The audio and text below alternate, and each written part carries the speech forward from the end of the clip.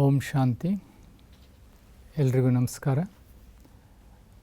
ಈಗ ನಾವು 10ನೇ ಅಧ್ಯಾಯವನ್ನು ಅಧ್ಯಯನ ಮಾಡೋಣ.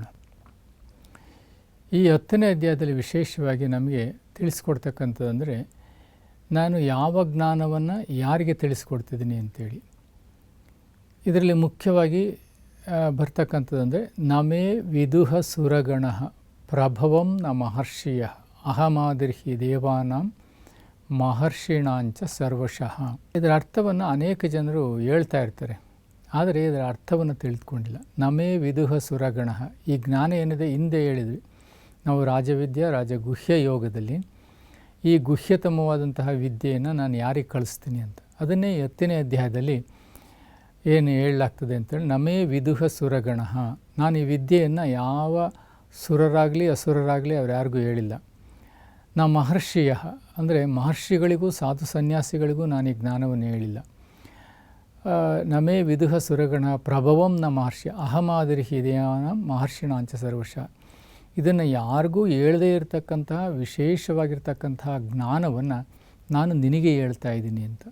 ಅದನ್ನು ತಿಳ್ಕೊಳ್ಬೇಕು. ನಾವು ಯಾವಾಗಲೂ ಭಗವಂತ ಈ ವಿದ್ಯೆಯನ್ನು ನನಗೋಸ್ಕರವಾಗಿ ಹೇಳ್ತಿದ್ದಾರೆ. ಅವಜಾನಂತಿ ಮಾ ಮೂಢಾಃ ಮನುಷ್ಯತನುಮಾಶ್ರಿತಂ ಅಂದರೆ, ಪ್ರಜಾಪಿತ ಬ್ರಹ್ಮರವರ ಶರೀರದಲ್ಲಿ ದಿವ್ಯ ಅಲೌಕಿಕ ಅವತರಣೆ ಮಾಡಿ ಈ ಜ್ಞಾನವನ್ನು ದಿವ್ಯ ಮತ್ತು ಅನುಭವಯುಕ್ತ ಆಗಿರ್ತಕ್ಕಂಥ ರಾಜವಿದ್ಯೆ ರಾಜಗುಹ್ಯ ಯೋಗವನ್ನು ನಮಗೆ ಕಲಿಸ್ತಿದ್ದಾರೆ ಎನ್ನುವುದನ್ನು ನಾವು ಅರ್ಥ ಮಾಡ್ಕೊಳ್ಬೇಕಾಗತ್ತೆ ಈ ಶ್ಲೋಕದಲ್ಲಿ. ಅಂದರೆ ನಾವು ಇದನ್ನು ಅರ್ಥ ಮಾಡ್ಕೊಳ್ಳೋದ್ರಿಂದ ಏನಾಗ್ತದೆ, ಪಾಪೈ ಪ್ರಮುಚ್ಯತೆ ಅಂತೇಳಿ ಕರೆಯಲಾಗ್ತದೆ. ಅಂದರೆ ಎಲ್ಲ ಪಾಪಗಳಿಂದ ನಾವು ಬಿಡುಗಡೆ ಆಗ್ತೀವಿ ಅಂತೇಳಿ. ಅಂದರೆ ಈ ಜ್ಞಾನವನ್ನು ನಾನು ಜಗತ್ತಿನ ಎಲ್ಲ ಮಾನವರಿಗೂ ಹೇಳ್ತೀನಿ. ವಿಶೇಷವಾಗಿ ನಾನು ಯಾವ ಋಷಿ ಮುನಿಗಳಿಗೂ ಹೇಳಿಲ್ಲ, ಆದರೆ ಅದು ನಾನು ನಿನಗೆ ಹೇಳ್ತಿದ್ದೀನಿ. ಎಂಥ ಜ್ಞಾನವನ್ನು ಹೇಳ್ತೀನಿ, ಅದಕ್ಕೆ ಇಲ್ಲೊಂದು ಶ್ಲೋಕ ಬರ್ತದೆ. ಕಥಂ ವಿದ್ಯಾಮಹಂ ಯೋಗಿನ್ ತ್ವಾಂ ಸದಾ ಪರಿಚಿಂತಯನ್ ಕೇಶು ಕೇಶು ಚ ಭಾವೇಶು ಚಿಂತ್ಯೋಸಿ ಭಗವನ್ಮಯಿ ಅಂತ. ಅಂದರೆ ಕಥಂ ವಿದ್ಯಾಮಹಂ ಯೋಗಿನ್ ತ್ವಾಂ ಸದಾ ಪರಿಚಿಂತಯನ್ ಕೇಶು ಕೇಶು ಚ ಭಾವೇಶು ಚಿಂತ್ಯೋಸಿ ಭಗವನ್ಮಯಿ. ಭಗವಂತ, ನನಗೆ ಇಷ್ಟೆಲ್ಲ ಜ್ಞಾನ ಹೇಳಿದೆ, ಹೌದು, ನೀನು ದೇವತೆಗಳಿಗಾಗಲಿ ಮಹರ್ಷಿಗಳಿಗಾಗಲಿ ಯಾರಿಗೂ ತಿಳಿಸ್ಕೊಡೋದಿಲ್ಲ. ಹಾಗೆಯೇ ಇಂತಹ ಜ್ಞಾನವನ್ನು ನಾವು ಪಡ್ಕೊಳ್ಳೋದ್ರಿಂದ ನಮಗೆ ಯೋ ಮಾಮಜಂ ಅನಾದಿಂಚ ವೆಚ್ಚ ಲೋಕ ಮಹೇಶ್ವರಂ ಅಸಮ್ಮೂಢ ಸಮರ್ಥೇಶು ಸರ್ವ ಪಾಪೇ ಪ್ರಮುಚ್ಯತೆ ಅಂತ ಹೇಳಿದೆ. ಅಂದರೆ ಈ ಸರ್ವ ಪಾಪೇ ಪ್ರಮುಚ್ಯತೆ ಅಂತ ಹೇಳಿದ್ರೆ, ಈ ಜ್ಞಾನವನ್ನು ತಿಳ್ಕೊಳ್ಳೋದ್ರಿಂದ ನಾನೆಲ್ಲ ಪಾಪಕರ್ಮಗಳಿಂದ ಬಿಡುಗಡೆ ಆಗ್ತೀನಿ, ಸರಿ.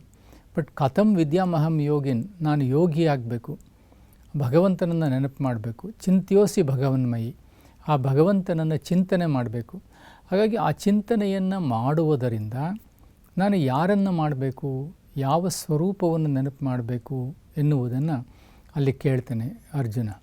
ಹಾಗಾಗಿ ಆ ಶ್ಲೋಕಕ್ಕೆ ಬಹಳ ಪ್ರಮುಖವಾಗಿರ್ತಕ್ಕಂಥದ್ದನ್ನು ನಾವು ಅರ್ಥ ಮಾಡ್ಕೊಳ್ಬೇಕು. ಭಗವದ್ಗೀತೆಯಲ್ಲಿ ಗೀತಾಚಾರ್ಯನಾಗಿರ್ತಕ್ಕಂತಹ ಕೃಷ್ಣನ ಸ್ವರೂಪದಲ್ಲಿ ಅಲ್ಲಿ ವಿವರಿಸಲಾಗ್ತದೆ. ಆ ಕೃಷ್ಣನ ರೂಪದಲ್ಲಿರ್ತಕ್ಕಂಥವನು ವ್ಯಾಸರಚಿತವಾಗಿರ್ತಕ್ಕಂಥ ಈ ಗ್ರಂಥದಲ್ಲಿ ನಾನು ಯಾವ ಸ್ವರೂಪದಲ್ಲಿ ನಿನ್ನನ್ನು ನೆನಪು ಮಾಡಲಿ ಅನ್ನುವ ಮಾತನ್ನು ಕೇಳಿದಾಗ ಅವನೊಂದು ಮಾತನ್ನು ಹೇಳ್ತೀನಿ. ಜ್ಯೋತಿಷಾಮಪಿ ತಜ್ಜ್ಯೋತಿ ತಮಸಃ ಪರಮುಚ್ಯತೆ ಜ್ಞಾನಂ ಜ್ಞೇಯಂ ಜ್ಞಾನಗಮ್ಯಂ ಎನ್ನುವ ಮಾತನ್ನು ಹೇಳ್ತಾನೆ. ಇದು ಬಹಳ ಪ್ರಮುಖವಾಗಿರ್ತಕ್ಕಂಥ ಒಂದು ಶ್ಲೋಕ ಅಂಥೇಳಿ ನಾನಾದರೂ ಸಹಿತ ಭಾವಿಸ್ತೀನಿ. ಅದರಲ್ಲಿ ವಿಶೇಷವಾಗಿ 10ನೇ ಅಧ್ಯಾಯದಲ್ಲಿ ಅಂದರೆ ಜ್ಯೋತಿಷಾಮಪಿ ತಜ್ಜ್ಯೋತಿ ತಮಸಃ ಅಂತ ಹೇಳಿದರೆ, ಜ್ಯೋತಿಗಳಿಗೂ ಜ್ಯೋತಿಯಾಗಿರ್ತಕ್ಕಂಥ ಪರಂಜ್ಯೋತಿಯಾಗಿರ್ತಕ್ಕಂಥ ಪರಮಾತ್ಮನನ್ನು ನೀನು ನೆನಪು ಮಾಡಬೇಕು. ಯಾವಾಗ ನೀನು ಸರ್ವ ಪಾಪೇ ಪ್ರಮುಚ್ಯತೆ ಅಂತ ಹೇಳಿದರೆ ಎಲ್ಲ ಪಾಪಗಳಿಂದ ಬಿಡುಗಡೆ ಆಗ್ತೀಯ. ಅಂದರೆ ಈ ಜ್ಯೋತಿಯನ್ನು ನೆನಪು ಮಾಡು, ಕೃಷ್ಣನನ್ನಲ್ಲ ಅಥವಾ ಇನ್ಯಾವುದೇ ದೇವತೆಗಳನ್ನೆಲ್ಲ, ಮಹಾತ್ಮರನ್ನಲ್ಲ, ಪುಣ್ಯಾತ್ಮರನ್ನಲ್ಲ, ಅಥವಾ ಯಾರಿಗೆ ರೂಪವಿದೆಯೋ ಆ ರೂಪ ಇರುವ ಯಾರನ್ನೂ ನೆನಪು ಮಾಡಬೇಡ. ನೀನು ಯಾರನ್ನು ನೆನಪು ಮಾಡು, ಜ್ಞಾನಂ ಜ್ಞೇಯಂ ಜ್ಞಾನಗಮ್ಯಂ ಅಂತ ಹೇಳ್ತಾನೆ. ಇಲ್ಲಿ ಜ್ಯೋತಿಷಾಮಪಿ ತಜ್ಜ್ಯೋತಿ ತಮಃ, ಜ್ಯೋತಿಗಳಿಗೂ ಜ್ಯೋತಿಯಾಗಿರ್ತಕ್ಕಂಥ ಪರಂಜ್ಯೋತಿಯಾಗಿರ್ತಕ್ಕಂಥ ಪರಮಾತ್ಮನನ್ನು ನೀನು ಜ್ಞಾನಂ ಜ್ಞೇಯಂ ಜ್ಞಾನಗಮ್ಯಂ, ನೀನು ಜ್ಞಾನದ ಆಧಾರದಿಂದ ತಿಳಿದುಕೊಳ್ಬೇಕು. ಜ್ಞಾನದ ಆಧಾರದಿಂದ ತಿಳಿದುಕೊಂಡಾಗ ನೀನು ಜ್ಞೇಯ ಅಂದರೆ ಪರಮಾತ್ಮ ತಿಳಿತಕ್ಕಂಥದ್ದಲ್ಲೇ. ಕೆಲಸರು ಹೇಳ್ತಾರೆ ನಿರ್ಗುಣ ನಿರಾಕಾರಿ, ಅವನನ್ನು ತಿಳಿಯಲು ಸಾಧ್ಯ ಇಲ್ಲ. ತ್ವಂ ಶೋಚಿತ ಮರ್ಹಸಿ ಅಂತೇಳಿ ಕರೀಲಾಗ್ತದೆ. ತ್ವಂ ಶೋಚಿತ ಮರ್ಹಸಿ ಅಂದರೆ ಇದು ತಿಳಿಲಿಕ್ಕೆ ಸಾಧ್ಯನೇ ಇಲ್ಲ, ಅತೀತವಾಗಿರ್ತಕ್ಕಂಥದ್ದು ಎನ್ನುವುದನ್ನು ಹೇಳ್ತಾರೆ. ಆದರೆ ಭಗವಂತ ಗೀತೆಯಲ್ಲಿ ಸ್ಪಷ್ಟವಾಗಿ ನಮಗೆ ತಿಳಿಸ್ತಾರೆ. ಜ್ಞಾನಂ ಜ್ಞೇಯಂ ಜ್ಞಾನಗಮ್ಯಂ ಅಂತ. ಅಂದರೆ ಜ್ಞಾನ ಅಂದರೆ ನಮಗೆ ವಿಚಾರ ಅಥವಾ ವಿವೇಕ, ಇಲ್ಲ ಪರಿಚಯ ಅಥವಾ ಸ್ಪಷ್ಟತೆ ಅಥವಾ ವಿವರಣೆಗಳು ಅಂತೇಳಿ ಕರೀಲಾಗ್ತದೆ. ಅಂದರೆ ಇನ್ಫಾರ್ಮೇಷನ್ ಅಂತೇಳಿ ಕರಿತೀವಿ. ಸೊ ಇನ್ಫಾರ್ಮೇಷನ್ ಆಧಾರದ ಮೇಲೆ, ಮಾಹಿತಿಯ ಆಧಾರದ ಮೇಲೆ, ಪರಿಚಯದ ಆಧಾರದ ಮೇಲೆ ನನ್ನನ್ನು ನೀವು ತಿಳ್ಕೊಳ್ಬೇಕು. ಯಾಕೆಂದರೆ ನಾನು ತಿಳಿದೇ ಇರತಕ್ಕಂಥವನಲ್ಲ, ಜ್ಞೇಯ ಅಂತ ಹೇಳ್ತೇನೆ. ಇಲ್ಲಿ ಜ್ಞೇಯ ಅಂದರೆ ನೀನು ತಿಳಿಯಲಿಕ್ಕೆ ಯೋಗ್ಯನಾಗಿರ್ತಕ್ಕಂಥವನು. ನಾನು ತಿಳಿಯಲಿಕ್ಕೆ ಯೋಗ್ಯನಾಗಿರೋದ್ರಿಂದ ನೀನು ನನ್ನನ್ನು ನೆನಪು ಮಾಡಲಿಕ್ಕೆ ಸಾಧ್ಯತೆ ಇದೆ, ಆಗ ನಿನ್ನನ್ನು ಪಾಪಗಳಿಂದ ಬಿಡುಗಡೆ ಮಾಡ್ತೀನಿ ಅಂಥೇಳಿ ಹೇಳ್ತೇನೆ. ಹಾಗಾಗಿ ಜ್ಞೇಯ. ಜ್ಞಾನಗಮ್ಯಂ ಅಂದರೆ ನೀನು ತಿಳಿಯೋದಕ್ಕೆ ಯೋಗ್ಯ. ಯಾವುದರ ಆಧಾರದ ಮೇಲೆ?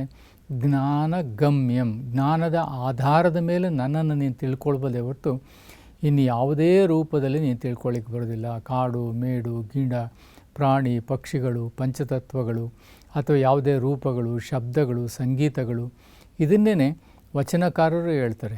ಏನಂತೇಳಿ, ನಾನು ಭಕ್ತಿ ಪ್ರಿಯನೂ ಅಲ್ಲ, ಸಂಗೀತ ಪ್ರಿಯನೂ ಅಲ್ಲ, ಯಾವ ಪ್ರಿಯನೂ ಅಲ್ಲ, ನಾದ ಪ್ರಿಯನೂ ಅಲ್ಲ, ನಾನು ಜ್ಞಾನಪ್ರಿಯ ಅಂತ ಹೇಳ್ತಾನೆ. ವಚನಕಾರರಲ್ಲಿ ಹೇಳ್ತಾ ಹೋಗ್ತಾರೆ. ಹಾಗಾಗಿ ಆ ವಚನವನ್ನೇ ಇಲ್ಲಿ ಇನ್ನೊಂದು ಮಾತಿನಲ್ಲಿ ಹೇಳೋದಾದರೆ, ಹಾಗಾಗಿ ಹೌದಪ್ಪ, ನನ್ನನ್ನು ನೀನು ನೆನಪು ಮಾಡ್ತೀಯ. ಯಾವುದರ ಆಧಾರದ ಮೇಲೆ ನೆನಪು ಮಾಡ್ತೀಯ? ಜ್ಯೋತಿಷಾಮಪಿ ತಜ್ಜ್ಯೋತಿ ತಮಸಃ, ಅದೆಲ್ಲಿದೆ ಅನ್ನುವ ಮಾತನ್ನು ಕೇಳ್ತಾನೆ ಅರ್ಜುನ. ಆಗ ಅವನು ಹೇಳ್ತಾನೆ, ನ ತದ್ಭಾಸಯತೆ ನ ಸೂರ್ಯೋ ನ ಶಶಾಂಕೋ ನ ಪಾವಕಃ ಯದ್ಗತ್ವಾನೆ ನಿವರ್ತಂತೆ ತದ್ದಾಮಂ ಪರಮಂ ಮಮ ಅಂತ ಹೇಳ್ತಾನೆ.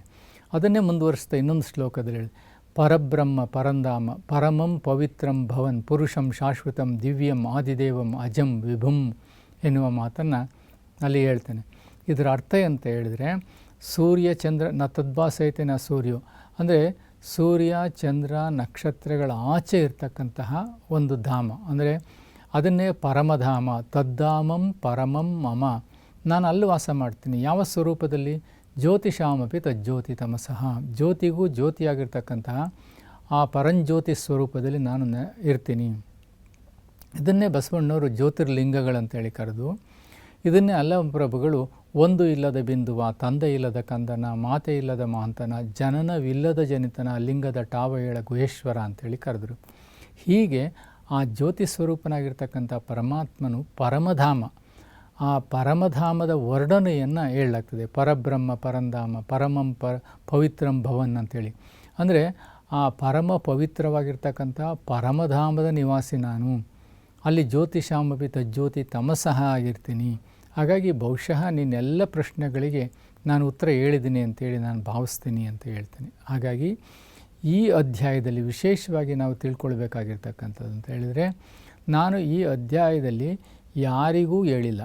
ಅಂದರೆ ಈ ಜ್ಞಾನವನ್ನು ನಾನು ಸತ್ಯ ತ್ರೇತ ದ್ವಾಪರ ಕಲಿಯುಗದಲ್ಲಿ ಯಾರಿಗೂ ಹೇಳಿಲ್ಲ. ಆದರೆ ಕಲಿಯುಗದ ಅಂತಿಮ ಸಮಯ ಏನಿದೆ, ಈ ಸಂಗಮ ಯುಗದಲ್ಲಿ ನಾನು ಭಗವಂತನಾಗಿರ್ತಕ್ಕಂಥವನು ದಿವ್ಯ ಅಲೌಕಿಕ ಅವತರಣೆ ಮಾಡಿ ಪ್ರಜಾಪಿತ ಬ್ರಹ್ಮಾರವರ ಶರೀರದಲ್ಲಿ ಬಂದು ನಾನು ಈ ಜ್ಞಾನವನ್ನು ಹೇಳ್ತಿದ್ದೀನಿ. ಯಾರಿಗೋಸ್ಕರ?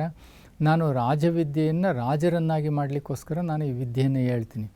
ಹಾಗಾಗಿ ಈ ವಿದ್ಯೆಯನ್ನು ತಿಳ್ಕೊಳ್ಳೋದ್ರಿಂದ ಇದು ಮೂಲಭೂತವಾಗಿ ಅರ್ಥ ಮಾಡ್ಕೊಳ್ಬೇಕಾಗಿರ್ತಕ್ಕಂಥದ್ದು. ನಾವು ದ್ವಾಪರ ಮತ್ತು ಕಲಿಯುಗದಲ್ಲಿ ಅನೇಕರು ದಾಸರು, ಶರಣರು ಅಥವಾ ಭಕ್ತಿಯನ್ನು ಸಾಧನೆ ಮಾಡಿದಂಥ ಭಕ್ತಿ ಪಂಥದ ಅನೇಕ ಸಾಧಕರು, ಇಲ್ಲಿ ಋಷಿಗಳು ಮುನಿಗಳು ಎಲ್ಲರೂ ಇದ್ದಾರೆ.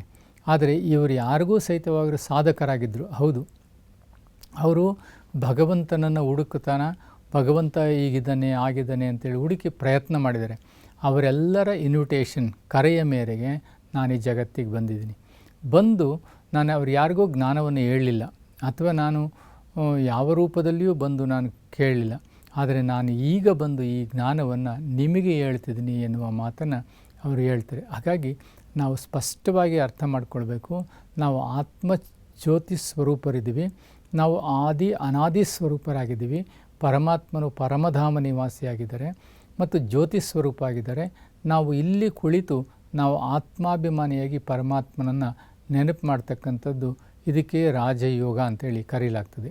ಹಾಗಾಗಿ 10ನೇ ಅಧ್ಯಾಯದ ಈ ಮೌಲ್ಯಗಳನ್ನು ನಾವು ಅರ್ಥ ಮಾಡಿಕೊಂಡು ಹೆಚ್ಚಿನ ವಿಚಾರಗಳಿಗೆ ನಾವು ಹತ್ತಿರದ ಈಶ್ವರಿ ವಿಶ್ವವಿದ್ಯಾಲಯಕ್ಕೆ ಹೋಗಿ ಇದೆಲ್ಲವನ್ನು ತಿಳ್ಕೊಳ್ತಕ್ಕಂಥ ಪ್ರಯತ್ನ ಮಾಡ್ತೀರಿ ಅಂತ ಹೇಳ್ತಾ ಎಲ್ಲರಿಗೂ ಒಳ್ಳೆಯದಾಗಲಿ. ಓಂ ಶಾಂತಿ, ಓಂ ಶಾಂತಿ.